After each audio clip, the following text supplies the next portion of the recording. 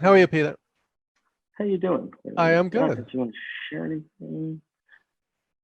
Then to think about, all right, what are some examples of when and how I do it, and what are some like, times where I might have been able to do it, or I did and I didn't, or see what other people are doing, right? So I break it down into 4 ways to think and communicate more visually. So the 4 ways are using imagery and drawing. The second one is using mental models and frameworks. The third one is using metaphor and analogy. And the fourth one is using storytelling and bonus points for humor, right? Those are the 4 categories, right? So some people may say, oh, I'm in a meeting. It's intuitive for me to just jump up and start drawing on a flip chart, like I'm playing Pictionary, right? Sketching something out, a mind map, a storyboard, right? Some people are great at that, and it's just instinct to do it. And then there are other people who say, oh, I can't draw, but I can paint a picture with words. I'm a good storyteller. I'm good at, I could tell an anecdote well. You could tell a story that is a cautionary tale, like don't ever let this happen to you, or a success story. You wouldn't believe what happened and how well we did, right? So we think about which of these most apply to you, which are you most comfortable with. And the great thing is that these are all developable skills, right? You can learn to do, in fact, not only could learn, we have to learn how to do all of these things. And we all do them to different extents. So one of the examples, the classic example is if you ask a group of business people, how many of you can draw? Hardly anyone raises their hand. You ask a group of first graders, how many of you kids can draw? They all raise their hand, right? So have we lost our ability to draw or our confidence over the years, right? If you could draw a circle, a square, and a triangle, you can draw enough to communicate an idea as if you're playing Pictionary. So I have tons of stories about that, but those are just a few ways to frame, and even the word framing, so that's a way to frame visual thinking. We have a picture in our house that neither my wife or I liked. Then she got a brand new frame for it. Now we love it, right? Same picture, but the frame changed everything about it, right? So if you take an idea or a message or an issue or problem, if you reframe it, you'll be able to see them differently and maybe see solutions that you didn't see before. So those are just a few, off the top of my head, examples of how we can and do already use visuals. So what if you're not really sure which style is most, is right? I mean, to some people, it's obviously I, put a marker in my hand and I'm Picasso or whatever. Right. To others, they know it's through the use of words, right? What if you're not really sure, or you're not really aware of where you're doing it or how well you're doing it or whatever? How might you be? Because it seemed like an awkward thing to have to sort of audit yourself on. Yeah. Well, one is if you read the book and you see the different types, each chapter has a questionnaire at the end, just a couple of brief questions. You could say, is this something I do? Is this something I'm good at? Is this something I'm comfortable with or not, right? And when you break it down to the different types, again, some people are great verbally telling stories, other people are good with images. And even if you can't draw, you could take a picture from a magazine. You could hold something up. Here's a real life example, a couple of real life examples. What's your first reaction when I hold this up? This is an image that none of us had ever seen before until a few months ago. First reaction. Yes, right. Right? So we see this thing. This is this invisible thing that's terrorizing the world. And you see it, and it creates this visceral emotional reaction. Some people think about, you may know someone who got sick and maybe even passed away from it. Other people think, oh, that's impacted, we're hunkering down because of this. Other people think this has cost me my business, right? So there's one little molecule basically triggers these emotional reactions in a way that if you were just talking about it, it wouldn't. Another real life example, a phrase that's part of our lexicon now, didn't exist until a few months ago, flatten the curve, right? Yeah. You don't have to know anything about viruses or statistics to be able to use this frame and say, you know what, this framework and this model, which is a visual, it's a metaphor, right? If we do not flatten the curve, we're gonna overload the healthcare system, right? So just by doing this, this is a way to influence people's behavior and say, we need to wear masks, we need to social distance, or this is gonna happen to us, right? And another example, last one in my trilogy, Dr. Fauci said that with COVID, it's not gonna be like flipping a switch, it's gonna be more like a dimmer. Right? So just that visual metaphor, in what ways is this true, right? It's not like as of September 1st, COVID is over, we can all go back to work, flip the switch, we're done. It's a dimmer. We open things up, and now we're gonna have to dial it back, and you're gonna keep doing it until we figure this thing out. So right there, those are, because I just did a webinar on visual leadership in the world of COVID, and those are 3 samples that I used from that, so I just figured I'd share it here. But all 3 of these examples did not exist 4 months ago, right? And now they're part of our common language. So that's an interesting point in terms of things that were not part of the lexicon now are, and that happens all the time. I mean, you're talking specifically around COVID, but things happen, things change, things whatever. I'm wondering sort of on the other side, how you might need to audit the things that you're typically doing in terms of metaphors or analogies or whatever to make sure. Because I was just thinking as you were talking, it used to be in every pitch meeting to a VC for a certain company, and here's how we're going to go viral. You know, like Right. that's probably not a positive thing anymore. Yeah. Where when Twitter went viral, that was awesome for Twitter. When Facebook went viral, now it's like, no, like better, different word. I don't know what the replacement word is, Yeah. but I would imagine we need a new word for that when trying to make the point of something spreading quickly without, you know, like leaving a block in our home. Because now there's this really negative association with going viral, right? So it's right. So maybe there is someone's going to come up with a variation of that. But yeah, the metaphors we use. So for example, we're big baseball fans. I'm a big Yankee fan. I have my my Carvel hat right over here, right? Baseball analogies are great shortcuts and great ways to explain things, except for example, in my NYU class, I teach leadership in the Human Capital Management graduate program. Right. 80% of my students are females from China, right? So for a 25-year-old female from China, telling a great Joe Torre, Derek Jeter story is not really going to connect with them, right? So you need to say what metaphors and analogies might. Something more universal, dance, theater, nature. Nature is universal, right? So a lot of times I was using, I once asked a question and someone said, I said the same thing. I said, oh, I'm sounding like a broken record.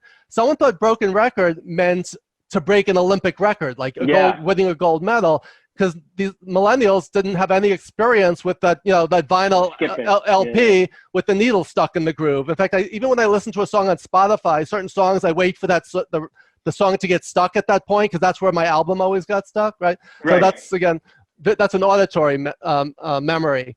But yeah, same.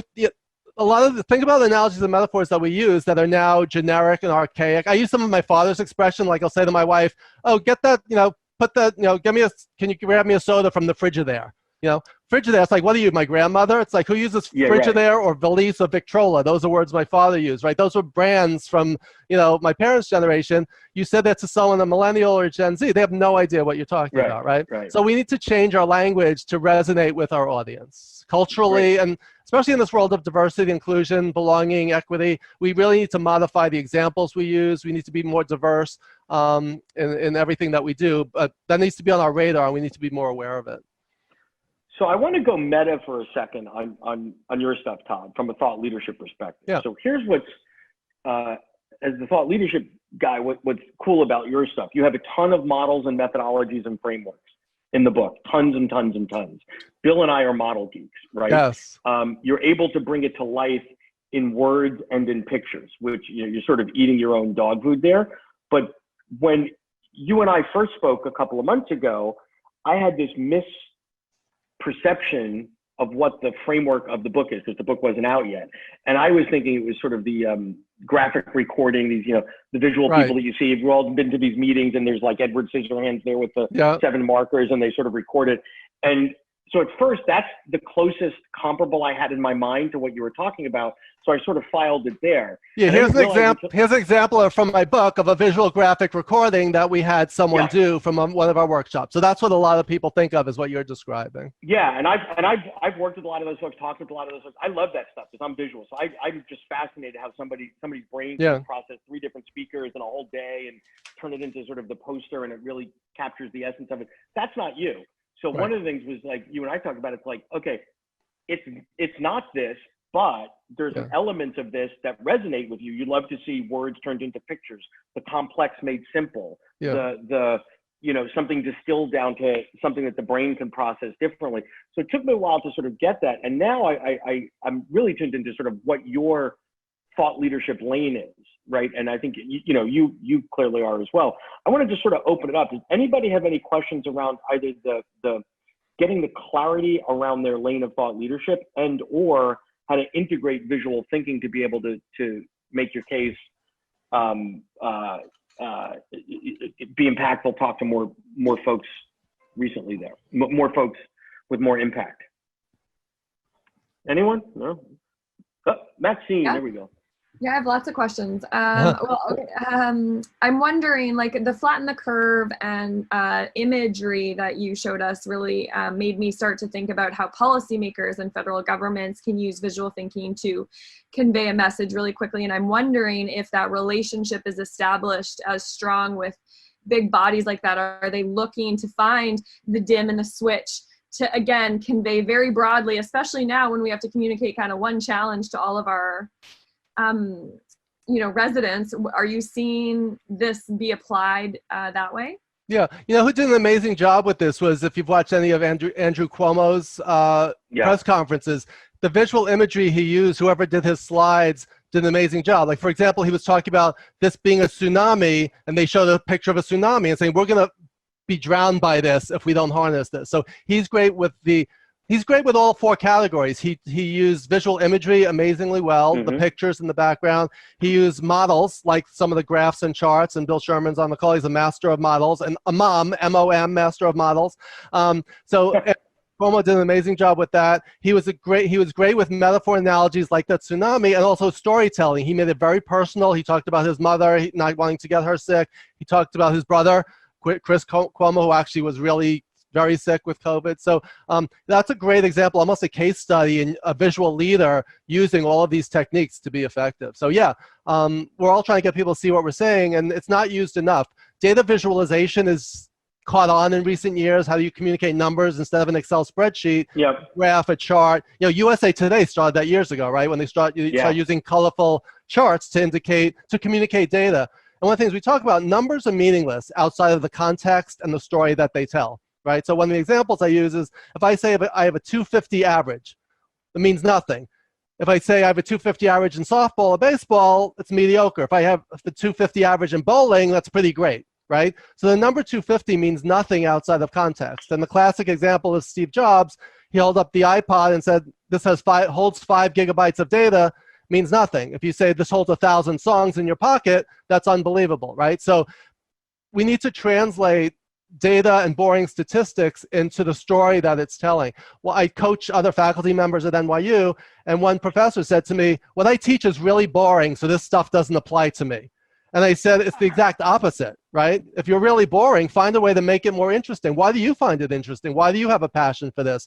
If you find it boring, imagine how your students are going to feel, right? So we need to find a way to be creative and inspire people through whatever we're doing. So stay with that boring point for a minute. So for example, if we go back to Cuomo, one of the other things that was great about what he did is he knew who his target audience was. It's average Jane or Joe, right? This is not a PhD class in nuclear physics. He's got to hit probably 8th grade reading level or whatever. It'd be the equivalent of a poster in the subway, and not be patronizing, right? Not be intellectually offensive. Not use a smiley face and a frown or something. Right. So I think he hit the right tone of taking very serious, very complex, data-driven stuff, boil it down to just the essence, because your person said, well, my stuff's really complicated, really boring. That's actually lazy. Because eventually, if you believe, well, the only way to teach, calculus is to be boring and lazy. Okay, well, that's, I think it's the challenge of how do I integrate something that is unknown to me, and I have to apply a beginner's mind to make it poignant and relevant and et cetera. I mean, anybody could come up with these, graphs and try. I mean, we've all been through these horrible PowerPoint presentations where there's, 2-point type, and you look at it and you go, I don't even, my eyes don't even know where to land. Right. I can't make heads or tails of this. Versus, I think a good visual, it's in support of a point, but you're also not having me think about how I have to think. You're actually somehow playing with the brain, going, your eye knows naturally to go right there. Flatten the curve is like a good example. It's like, this bad, this good, everything we're doing is about that. Like that makes sense. There's no wait, are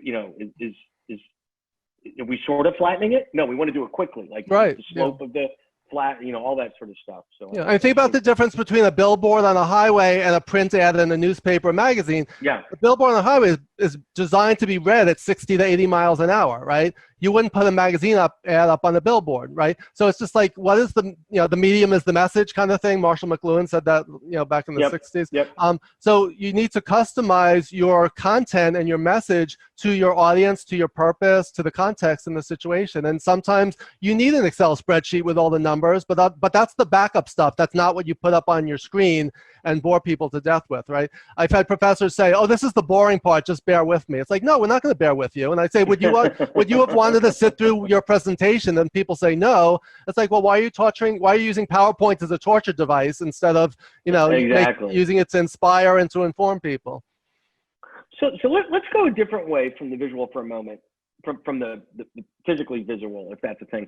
Metaphors and analogies. I think people struggle with that. I think some people have a natural flair or whatever to speak sometimes to the point of annoyance in metaphors and analogies, but when done well, it's an art. And then others just, they're either too literal or whatever it is. How might you coach someone to say, you know what, Peter, we want you to start using some more metaphors. Here's a way that one might think about that, or because it seems like a capability, it's a muscle that you need to learn to develop. So maybe.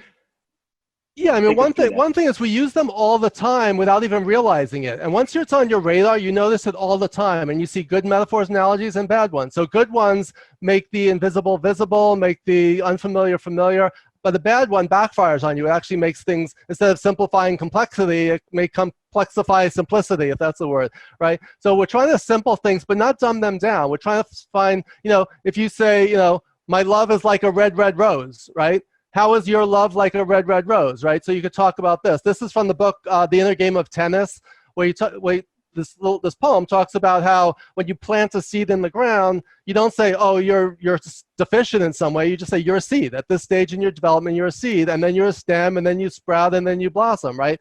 So same thing with someone's development. You don't criticize someone for being a seed. We all start as a seed, just as a rose starts as a seed, and eventually you'll become this, right? So just using that as a visual metaphor, I could have told that without showing it, but the power of showing it, I saw everyone go like this, like lean into the screen, right? That's just human nature. My colleague, Brian Talley, who's on the call, once got me a picture that he saw on the streets of New York of an iceberg. So thank you for that, Brian. This is a different version of it, but I have both of them. So if you think about the iceberg, we use that expression all the time. This is just the tip of the iceberg, right? When you first meet someone, your first impression is just the tip of the iceberg. When someone's an overnight success, we only see the tip of the iceberg. We don't see the 30 years of pain, suffering, and failure that went into it, right? So if you just have that concept, that visual metaphor of the iceberg in your mind, it's what are we seeing versus what's beneath the surface that we're not seeing, and it's up to us to dive beneath the surface. So right there, that's using the iceberg as a visual metaphor. And similarly, you could say, you could think of the iceberg as, as Titanic, right? What are the dangers that we could potentially crash into that can make us our project sink if we don't, look out for it, right? So you could use a metaphor or visual image in a variety of different ways. So I think that's the key thing. What are you interested in? What's your audience interested in? I think that's the key thing. Find metaphors and analogies that resonate. I see JP just added one that spilled milk under the bridge. Yes. JP, by the way, wrote one of the chapters in my book. His power, way, and impact model is featured in my book. So that was the only model that was not one of my originals. And so it's kind of the new version of vision, mission, and values. So I just want to give JP a little shout out because he's on the call. Cool. Is anybody want to play sort of Stump Todd and talk to them about their content and thought leadership and see if he could, the doctor is in, help you develop Dave, go for it. Mr. Summers in the corner. Yeah, Todd, everything you said I've lived every dream and I've suffered every nightmare that you just talked about. Cross-cultural challenges with some of these metaphors is number one. Number two is the very last thing you said on your list of things, and that's bonus points for a sense of humor. Yeah. That's like a minefield, isn't it? Don't you have to be like incredibly careful with that? Yeah. Or, just what are your thoughts on that on a high level? Yeah, you don't have to be Jerry Seinfeld to incorporate humor into your presentation. And I'm not talking about jokes. I've seen people start off with, hey, three guys walk into a bar, and that has nothing to do with what you're talking about. It's just to make people laugh. That's not what we're saying. But if you could find the humor in a situation, if you could, again, I was talking about putting the humanity back in human resources, right? In the programs I teach. In a lot of companies, human resources people are seen as the company police, or whatever. Oh, be quiet. HR's in the house, right? So it's like, if you lighten it up, if you humanize yourself, if you tell stories, if you use humor, as a manager, for example, you could teach someone how to do something and say, do this and don't do this. Or you could say, you wouldn't believe what happened to me my first week on the job. This is this bonehead mistake. It humanizes you, makes you vulnerable, makes you relatable, and it kind of like lowers the bar so the person knows they don't expect you to be perfect and whatever. I tell a story that's in my book about my boss at C. I won't mention what TV network I was working at, but it has a C, a B, and an S in the title. I don't want to out the company or my boss. But I was sitting at my desk, and I hear her door fling open, and I feel something whiz by my head, and she threw a box of pens at me because they were the wrong ones. She wanted fine point. These were medium point, right? So I could talk about my psycho bosses, but just the visual imagery of that story, I'm sure you're picturing it in your mind, what it'd be like to be sitting at your desk and have a box thrown at your head. So it's very funny now in retrospect. It wasn't so funny at the time when I was working for a psycho boss, but I think that's the key thing to answer Dave's question, and I'd love to hear your thoughts on it. Humor humanizes us, but again, it's not about jokes. It's about finding the subtle humor in everyday. Even in the age of COVID, Andrew Cuomo used some levity. I think we have to lighten the mood sometimes. And again, it doesn't have to be laugh out loud funny, but I think it's just, again, finding the funny side of life that helps us to kind of navigate crisis situations, and to also humor resonates with people and is memorable, right? So that's another thing. I talk about three things. Attention, comprehension, and retention. When you use visual thinking and visual communication, it captures people's attention, gets them to focus, helps them to understand, comprehension, and helps them to remember. So a good story, especially with humor, will do all three of those things. Well, and I think to the point, I'll get to you in 1 second, Ramesh. The point with humor, Todd, is your goal is not to be, Eddie Murphy. Like that's not the goal. But it just sets a tone and sets a mood as you can sort of get over yourself a little bit and have those conversations. And I think there's different degrees, right?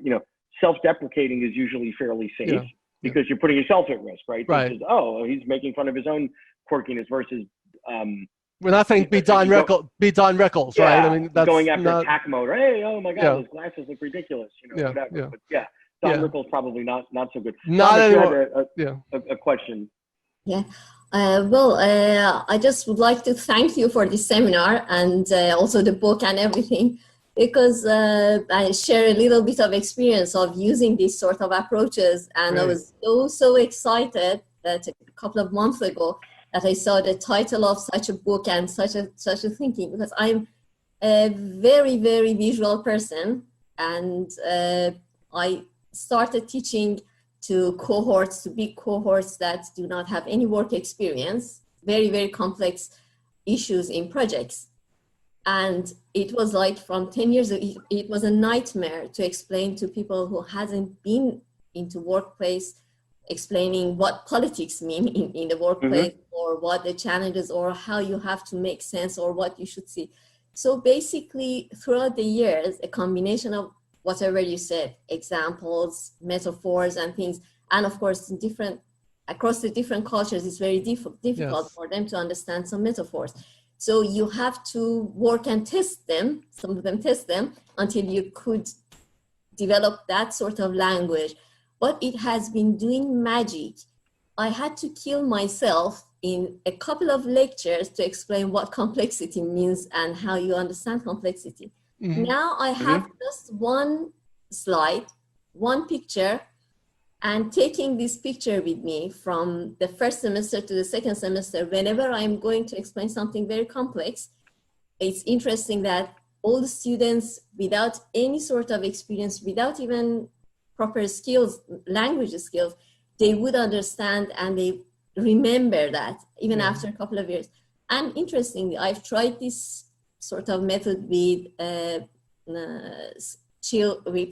kids from 5 years old to 10, 12, 14, and compare the results. And I use that with CEOs as well. And it's just interesting that how this communication would be facilitated, and you could transfer the complex stuff to them. So yeah, I Thank you, Ramesh. read the whole book. Yeah. I was going to ask, as Ramesh was talking, how many of us, as you know, in the consulting part of our lives, have sort of our magic slides? Like it used to take us an hour to get a client to see something, and then one day you did whatever, you sort of threw something up on a whiteboard or were fiddling around in PowerPoint. You're like, that's it, and it makes your life so much easier to show a client. See, this is like, there's a matrix. You're in this quadrant. You need to be here. I mean, I think we've all on the creator side as well as the receiving side have had those. You know, they almost become your go-tos. Like, the only way for me to describe something like this is let me throw this up, and I know in 5 seconds you got it. And it's sort of your magic moment slides. Anybody have that experience? Yeah. I was going to say, sometimes we draw it out physically, but you can also describe, picture a 4-box matrix, like the time management matrix. If I say to someone like Brian Talley, I'm spending Friday in quadrant 2, he knows exactly what I mean, right? So like, without even the reference, quadrant 2 means that not urgent, but important, right? So that's a shorthand. As soon as you say that, you visualize that 4-box matrix without seeing it. That's the thing. The first two that I talked about, the imagery and the models, those tend to be viewed or taken in through the physical eye. They are tangible. While metaphor and storytelling tend to be intangible and are taken in through the mind's eye or created in the mind's eye. So we can mix them. You can have a visual image that you tell a story that's metaphorical. You can have a model that's accompanied by a story. So when you use them in combination, it's even more powerful. So I just wanted to mention that these are not like mutually exclusive or in silos. We do this all the time, and now it's just with a heightened state of awareness. And it's almost like you can piece this together. This image, sometimes I'll change the story. It's like, I'm tired of telling the same story about this model. I'm going to tell a different story just so I keep fresh, right? Or one that more resonates with this particular audience. And Todd, do you have any thoughts or rules of thumb on the right mix? Like, okay, you should actually be self-aware enough to know, I gravitate more to, metaphors than frameworks or models. Like, force yourself to try a little bit of the other, because I would imagine there's some magic formula mix of a little bit of each type to make sure everybody gets it. Yeah, I always say, which ones are you good at? I have a model in the book called the Passion Skill Matrix, 4-box matrix from I'm terrible at it to I'm great at it, and I hate it to I love it, right? So if you really love something, upper right quadrant, I love it and I'm great at it, that's where you gravitate towards. The upper left quadrant, your growth zone, is I like it, but I'm not great at it yet, I'm going to work at it. Default zone, lower right, is I'm good at it, but I don't love it. Lower left is failure zone, I'm terrible at it and I don't like it. I need to get it right. So I just drew you a picture of this 4-box matrix verbally, right? And then I could say, think about what you're good at, what you like to do, and those are the things you should gravitate towards, but also think about what's in your growth zone, which are some things that you want to be better at. You can improve your drawing, you can improve your storytelling, you could take a class, you could practice, right? So none of us were born with these skills, they were all developed. So I think it's about self-awareness, and what's going to help you, it's solution finding, right? What's the problem? And I have all these tools in my toolkit. Which one can I take out to help solve this particular problem in the situation, right? The more tools you have, and one of the analogies I use is, you go to Home Depot, you buy a toolkit, you can either say, all right, I have this cool new toolkit, what can I build? Or you can look around your house and say, what needs fixing? And which tools will I use to do that? So you could take it either way. You could say, what do I already do well? And what are some things I want to get better at? So that's just another way of framing it. Great stuff. Questions, anyone? Anybody want to? Mark, and then we'll get to you, Brian. Sure. Mark Levine coming to us from Maui. Awesome. Thank you. Someone needs to. First-time caller, long-time listener. I tend not to be as visual a thinker. I'm more of a kinesthetic or auditory person. Ideas just pop in. So when I have an idea and it feels cloudy, I'm going to teach a new workshop. Let's say I'm teaching a workshop on coaching, and I'm trying to put together the modules, and they're all a big jumble in my head. How can I start to use visual thinking to help me get clarity? So I just want to point out, so Mark, who's a friend of mine, and we've talked about this, that he's not a visual thinker, he just used cloudy, the metaphor of cloudy, and you also said it's a big jumble. So you just use two metaphors to communicate an idea, right? So similarly, one of my models is what's your leadership weather report? When you walk into a room, are you a cloud of doom and gloom, or are you a ray of sunshine, right?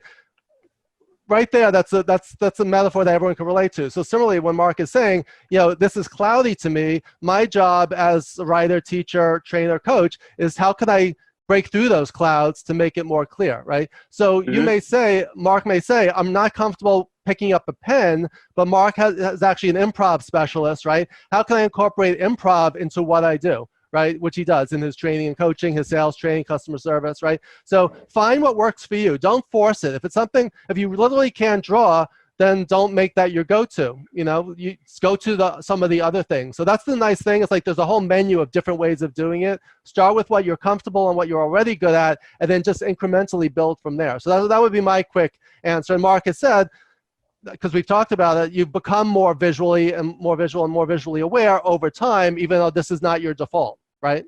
But let me ask you a clarifying question on that, Todd. From what I took from Mark's question, is he's creating something new, so there's less familiarity. It's not as quite as crisp or tight in his mind as something that he's taught 20 times before. Wouldn't it be harder to sort of layer in the visual sort of thinking at that point before you're really tight, or does it help tighten it? Or is it a chicken and an egg? I think it's both. I think, first of all, it's just the awareness. Like, I notice the metaphors that Mark used because that's on my radar. I'm always looking for that. So if we start to look at that, let's say you're meeting with a client. Here's a real life example. You're meeting with a client and they're using certain language. If you pick up on their language, they're going to be, and Brian and I use this example all the time, and I do this in my NYU class. Let's say you're trying to sell training services to a doctor's office, right? You may say, we're going to come in and we're going to help diagnose the problematic causes, and we're going to prescribe a solution that will help to build a healthier office, right? I just used a number of phrases the doctor would relate to, and which makes the person think, hey, this person gets me. He speaks my language, right? So that's just one simple example. That's an example of using visual language and visual thinking. I didn't draw anything. I didn't whip out any models. I just used language that the audience or the listener can relate to, right? So that's just one simple example. So can I add something that Todd has taught me, Peter? Which I think is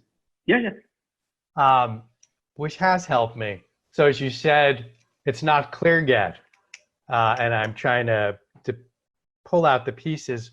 So I have used the napkin technique, where you just pull out a napkin and I start to think about what do I know, and I put it into boxes.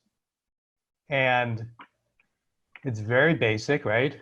But it does help to organize my thinking, and that's something I've learned from Todd. And I realized that as I was talking, I now use that in the last month and a half to help me go into a new area. Great, thanks, Mark. One of the phrases I use is, we all say we need to think outside the box. When I talk about the magic of mental models, I say we need to think inside the box, because that helps us to see more clearly, as Mark is describing, and then we take it outside the box. We think outside the box. We do stuff outside the box. But we need to start with the box. We need to put the stuff in the box and then process it, and then. So again, that's a great metaphor. There is no physical box, right? But we all know what we're talking about when we say think inside or outside the box. Yeah. Just part of our lexicon.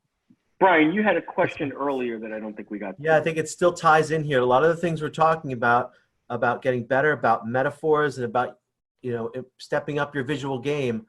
Todd's helped me a lot because I had that passion for it, and I heard about it and stuff, and I would try it when I'm standing in front of the room, try to make up a new metaphor analogy. And a lot of times that's not the time for it. So the point is that you can become more visual, but it's in that, even those magic slides you mentioned, Peter, when I've come up with those, I've done those the day before, and you reveal them in a meeting. Right. You reveal them when you're standing in front of the room. The key for me was don't just try to be more visual in the moment. When you're planning it, take out the stuff that's wordy, find a way to be a little more visual. And typically when I'm doing that, I'll have a terrible analogy first, and I'll think about it like, no, it's not like a pizza. No, okay. Oh, no, it's more like a roller coaster. And then you land on the right one. So preparation is key. Thanks, Brian. That's great. I think Bill wanted to. Oh, sorry. Go ahead. Bill, you have something, Bill? Yeah, so I want to build on what Brian said and also go back to Todd about the boxes, right? So There's a great quote by a statistician. His name was George Box. Okay. And his quote is, all models are wrong, but some of them are useful. Okay. And when you understand what the box is itself and the assumptions are, the edges of that box, it becomes easier to see what's inside and what's outside. So sometimes understanding the box itself is part of the process of understanding. Yeah, that's the problem identification part before you get to the solution Exactly. part, finding and the decision making. But if you're not clear about the question, you're not going to find the right solution or the best solution. So I have a model, one of my models I use is called the feedback sandwich. Start with the, I didn't invent it, but I built on that metaphor.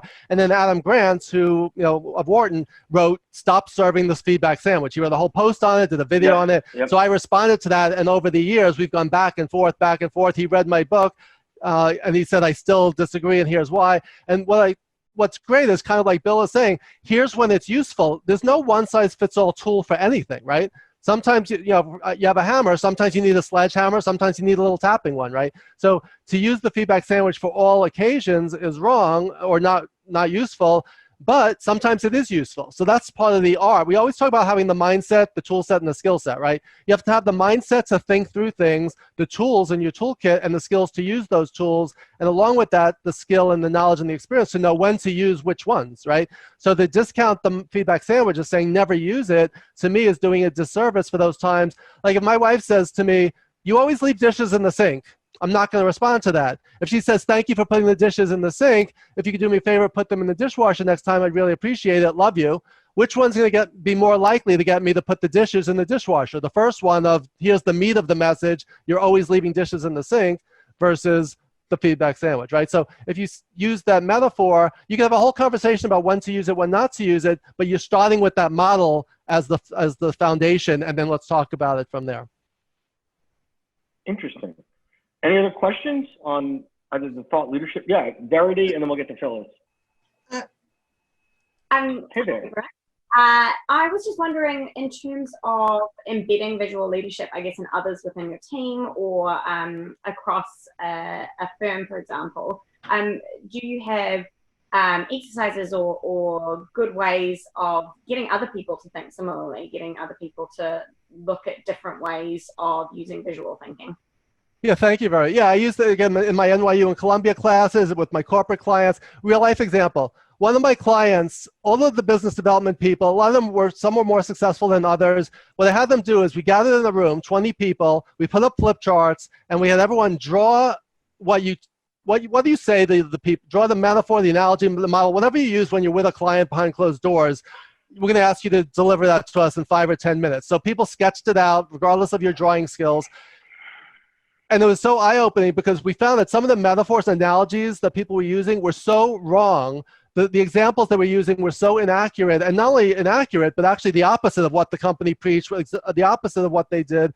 But no one knew that until everyone saw what everyone else was saying behind closed doors.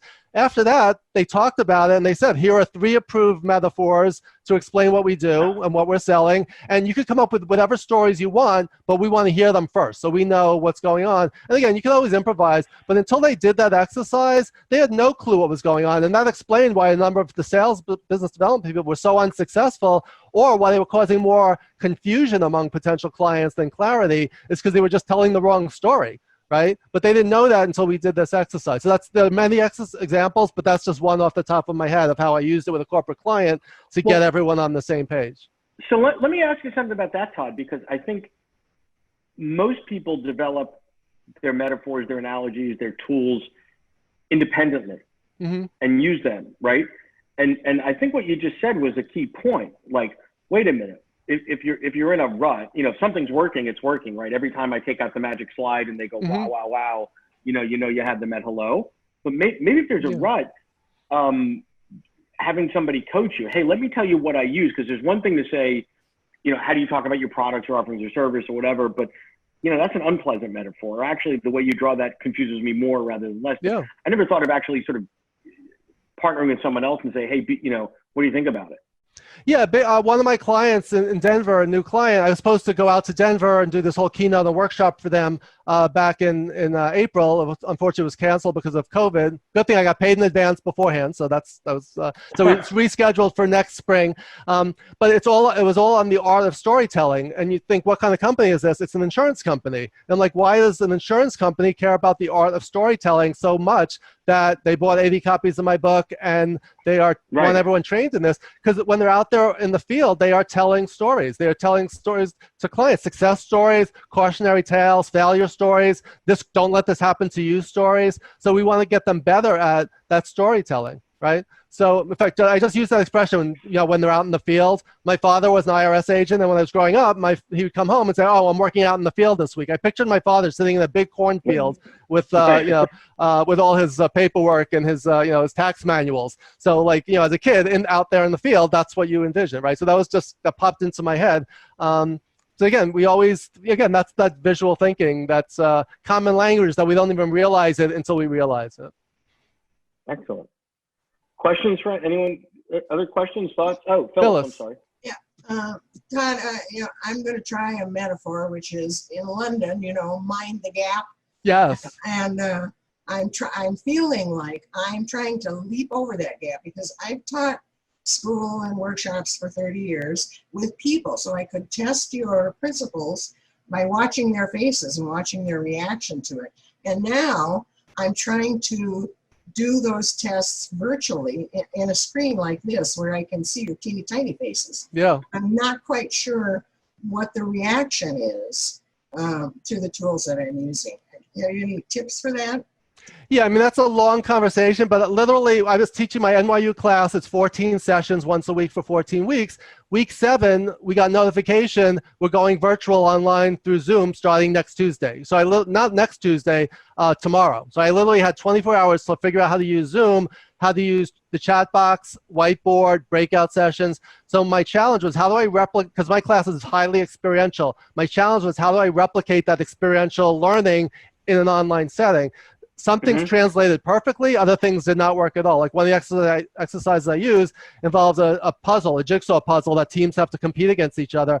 There was no replacement for that I had, because that was a physical exercise. I had to come up with something on the fly that was the equivalent, achieve that objective, but a completely different exercise. So I think that's what we have to think about. What are the things that translate directly through technology, and what are the things that we need to kind of figure out a whole new way of doing things. So so it's not easy, but it's something that we're all wrestling with, right? We're all living in this Zoom world. What translates and what doesn't? Yeah, I'm not alone. Yes, not at all. Not at all. In fact, I wrote a paper on my 5 core competencies of an effective instructor. If you want to email me or connect on LinkedIn, I'm happy to send you that white paper, and that might help. And then I can answer any other questions that you have. Excellent, thank you. Robert, I think you had your hand up there. You're on mute. What? You're on mute, Robert. There we go. Todd, what did you come up with to replace the puzzle? Luckily, we had already done that session, so I have time until September starts to come up with a new version. So that one I did not have to. But one of the things that we did with social styles, which is kind of like DISC or Myers-Briggs, we always did that by having people fill out the questionnaires. They would, they would get up into the 4 corners of the room, come up with the pros and cons. We just had to replicate that online. So we created breakout rooms. We had to get people's results in advance, so we knew how to break them up when the time came. So we had to just be a little more proactive and strategic and say, what would be, we can't do this, but what would be the next best thing? So I think that's where we really need to just use visual thinking. Say, picture this is how it works in the classroom. How can we envision this working? It may not be 100% as effective, but if it's 90%, that's good enough, right? So I think that's what I would say is we need to come up with those substitutions. How did the student evaluations from that course that was half classroom and half online compare to your class that was 14 sessions live? It really went great. I was really happy with how, one of the things was, it was not just the learning and the content, but the emotional experience that the students were going through, because they went from a very social environment with their classmates to all being in isolation in their dorm rooms or whatever. They welcomed, they couldn't wait to get to the class. They couldn't wait to turn their cameras on and their mics on and engage with us. So they loved it. And they appreciated the fact that I co-teach with another guy, Jeff Schwartzman. they appreciated that we were doing this for the first time. So there were some things we didn't know how to do. And I said, does anyone know how to use the annotate feature? And one of the students said, oh, I know how to do it, right? So it became like this, we're all in this together. What's going to be interesting is if we teach online again in September, how that's going to be different. We had a chance to bond together as a group and then go online. So we just had that we all went through this thing together. Starting from scratch online is going to be a very different experience. And also some of the students had to go back to China. So we had we're doing this class at 6 p.m. There, it's 6 a.m. the next morning for the students in China and Taiwan. So you have to acknowledge that. We spent the first half hour of the class just talking about how is everyone feeling and what are some leadership lessons you've seen from the coronavirus situation that we talked about in class. So we made everything a teachable moment, a learning experience. I think we can't pretend it's business as usual. We're living in this VUCA world, volatile, uncertain, complex, and ambiguous, more than ever. I think we need to address that, confront that brutal truth, as they talk about in Good to Great. We need to address it, confront it, and then use it. You know, I always say we bring the outside world into the classroom or the workshop, and then figure out what we're doing there, and then take what we learned back out there into the real world. As long as you keep it real and make it relevant, people are going to be on board. If you're teaching something that's not relatable, not relevant in today's climate, then you're going to lose people. So we need to talk more about diversity, inclusion, and belonging and equity. When I talk about the eye on the cover of my book, I've been talking about the phrase flipping the eye. So we need to flip the eye. So when we talk about visual leadership, we're usually talking about how do you make your vision a reality. Flipping the eye is about, one, looking inward at yourself, who you are and what you believe, and secondly, looking at things from the viewpoint of others, people different from us, right? So whether we're talking about Black Lives Matters or coronavirus or the economic crisis, we need to see things through the lens of other people, and that's one of the concepts that's really resonated with people, that concept of flipping the eye, and that leadership is not all about you, it's all about everyone, almost everyone but you, right? To be an effective leader, and making other people feel like they're leaders too, and helping them realize their visions. That's a conversation that needs to be had today. It's not just talking about our projections and our quarterly whatever, right? Excellent. Ramesh, you had a question. I just find, because I also use puzzles quite a lot, or the metaphors of puzzles. Not a perfect solution, but what I have done for now is I have ordered some puzzles for myself to make them, to take some pictures when I'm doing the puzzle. So because I normally could not find perfect pictures that shows the process of making a puzzle. So I'm going to substitute those experiences with this next year until I see. But I just was thinking the other day that probably there should be some game over the internet if I search, but that's a great example. Yeah, we need to be creative, right? We need to find other ways of doing things. And in some ways it sparks, if you've been doing the same thing, the same way, the same keynotes, whatever, for a long time, we're kind of forced to like think differently and come up with new stories, examples that are current and relevant. So, you know, necessity is the mother of invention, right? So it's like we need to be more relevant, and we need to be, you know, more aware of what's going on. So it kind of forces us to find some creativity and innovative solutions. I think, Paul, were you holding something up that you wanted to? Oh, okay. I saw you holding something up. I didn't know if it was a show and tell kind of thing you wanted to share. I was just holding up I'm taking wonderful notes. I really appreciate the session, and I'm just kind of visualizing it all in my note. Great. But that's a perfect example. So I'm seeing all heads, but as soon as Paul held up this thing, my eyes were drawn for him, and he got my attention. Right. So that's a perfect example of the power of visuals. One of the things I found also in my NYU class, some of the students who are more quiet in class became more vocal on Zoom, because everyone in this little 2-inch by 2-inch box, or whatever the dimensions are, it levels the playing field. Everyone has the same position, and with everyone's cameras on, everyone's mics on, it's not as difficult as raising your hand. So a lot of the students, when I asked them, why were you so quiet in class and so vocal here, some of the students said, I didn't feel comfortable raising my hand. So here, there was no raising your hand. It was just a dialogue, and everyone got a turn. So it's just interesting how that dynamic changed people's behavior. Interesting. Yeah. So as we start to wrap, this has been great, Todd. Thank you so much. As we start to wrap, no pressure, but final pearls of wisdom, maybe 2 or 3 things to throw at folks to think about before their next article, presentation, use of their thought leadership to convey, to try to communicate something different with a client. Yeah, I mean, one is just be more self-aware of visuals, visual communication, visual thinking. And again, it's not just, oh, do I paint pictures with words or do I just draw? It's all of these things. Think about, so one is if you have a heightened state of awareness, notice what other people are doing. If someone's really effective, watch TED Talks, right? Watch, on these Zoom calls, notice what people are doing and saying.